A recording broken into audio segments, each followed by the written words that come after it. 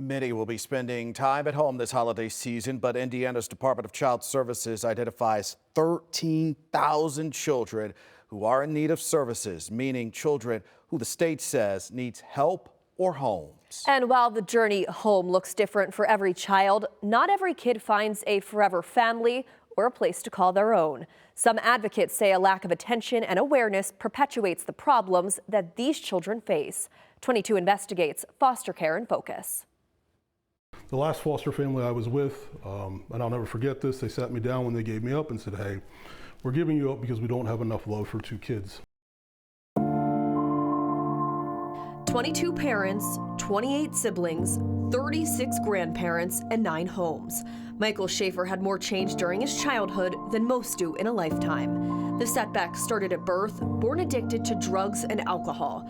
Michael and his siblings were surrounded by violence and were often left to fend for themselves. My little sister would tell a story about her being the lookout at 2 years old and me and my brother going in the store and stealing stuff and us running away.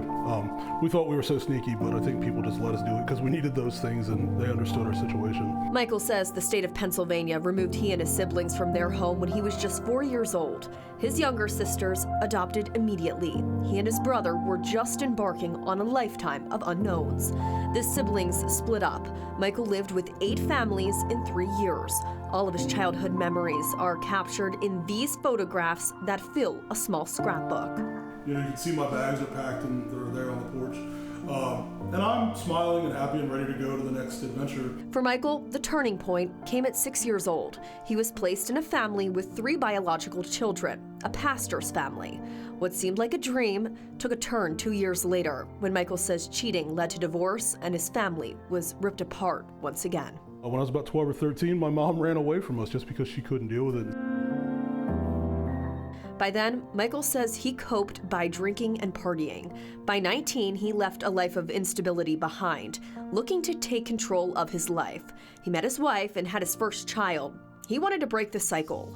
In my head, I was like, I'm going to do this right. I'm going to be different than my parents. I'm going to make this work. But 3 or 4 years in, I couldn't deal with the stability of being in a relationship because I was so used to chaotic things. I had to make chaos in my life because that was my normal. That chaos led to 7 years of separation. During that time, Michael made a change, ultimately leading him back to his wife. He also blames that chaos on a life that started at age 4. So Indiana has the 4th highest rate for population of kids in the foster care system.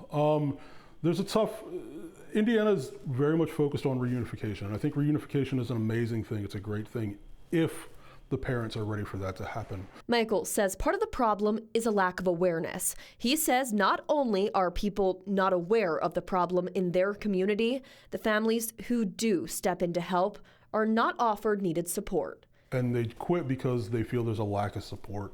They feel like they're the only ones going through this. I reached out to the Indiana Department of Child Services asking how the numbers have changed since a special report on education outcomes by nonprofit Foster Success was released back in 2020 and what can be done to improve the state of foster care in Indiana.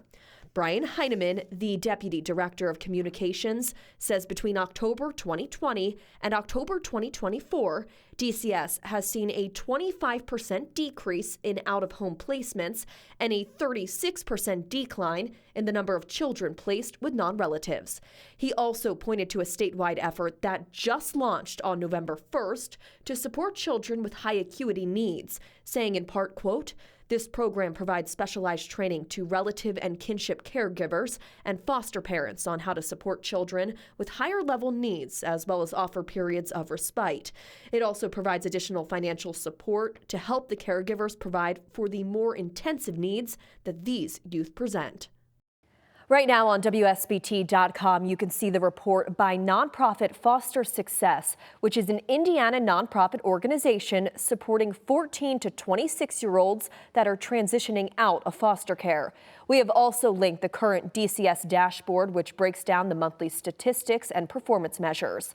As for Michael, he says he is healing his inner child by starting the organization Welcome Home Youth Advocacy, which supports the families that foster local children.